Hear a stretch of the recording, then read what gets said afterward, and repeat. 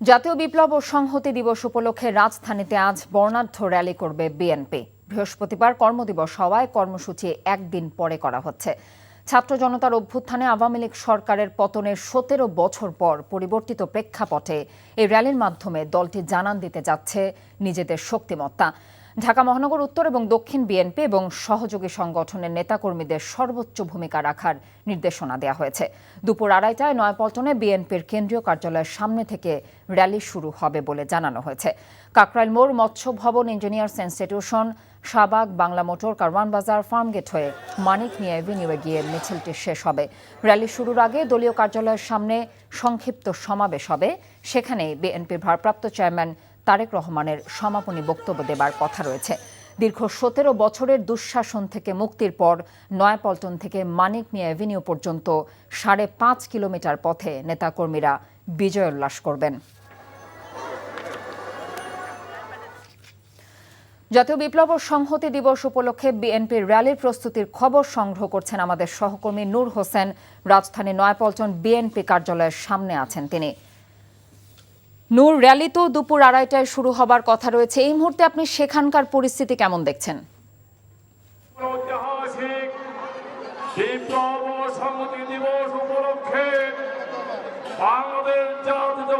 কথা জাতীয় বিপ্লব ও সংহতি দিবস উপলক্ষে বাংলাদেশ জাতীয়তাবাদী দল বিএনপি আয়োজিত যে র্যালিটি, সেই র্যালিটি আজকে দুপুর ২:৩০টায় শুরু হবে এবং এখন এই মুহূর্তে র্যালির যে সমস্ত প্রস্তুতির ব্যাপার ছিল সেই সব প্রস্তুতি সম্পন্ন হয়েছে। ২:৩০টায় এখানে একটি সংক্ষিপ্ত সমাবেশ হবে। সেই সমাবেশে বিএনপি মহাসচিব মির্জা ফখরুল ইসলাম আলমগীর র্যালিটি উদ্বোধন করবেন। তারপর এই র্যালিটি মানিক মিয়া অ্যাভিনিউর দিকে রওনা করবে। এখন এই মুহূর্তে রাজধানীর পল্টনে বিএনপির যে কেন্দ্রীয় কার্যালয় রয়েছে, সেই কেন্দ্রীয় কার্যালয়ের চারিপাশ বিএনপির যে নেতাকর্মীদের উপস্থিতি, তাদের উপস্থিতিতে একেবারে পরিপূর্ণ হয়ে গেছে। এখনই এই মুহূর্তে আমরা বিএনপির কেন্দ্রীয় কার্যালয়ের সামনের যে রাস্তাটি রয়েছে, দুই পাশেই প্রায় যানবাহন বা যান চলাচল সম্পূর্ণ বন্ধ হয়ে গেছে। নেতাকর্মীদের উপস্থিতি এত বেশি, এই কারণে এখানে আর এই মুহূর্তে যান চলাচলের কোনো সুযোগ আমরা দেখছি না। এছাড়া এখানে একটু আগে বিএনপি মহাসচিব মির্জা ফখরুল ইসলাম আলমগীর এসেছেন এবং বিএনপির জাতীয় স্থায়ী কমিটির সদস্য ডাক্তার এজেডএম জাহিদ হোসেন এসেছেন। তারা আজকের যে র্যালি, সেই র্যালির প্রস্তুতির ব্যাপারগুলো দেখেছেন। এখন এই মুহূর্তে তারা বিএনপির যে কেন্দ্রীয় কার্যালয় রয়েছে, তাদের যে অফিস রয়েছে, সেখানে অবস্থান করছেন এবং ২:৩০টার সময় এখান থেকে তারা এই র্যালির নেতৃত্ব দিয়ে শুরু করবেন। আজকে বিএনপির পক্ষ থেকে যে র্যালিটি করা হবে, এই র্যালিটি গত ৫ই আগস্টের পট পরিবর্তনের পরে প্রথম বড় সমাবেশ, যে দুটি বড় সমাবেশ হয়েছিল, সেই সমাবেশগুলো থেকেও তারা দীর্ঘদিন ধরে সরকার কাছে নির্বাচনের দাবি জানিয়ে আসছিলেন, রোডম্যাপ দেওয়ার দাবি জানিয়ে আসছিলেন, কিন্তু সরকারের পক্ষ থেকে এখন পর্যন্ত নির্বাচন আয়োজনের কোনো রোডম্যাপ ঘোষণা করা হয়নি।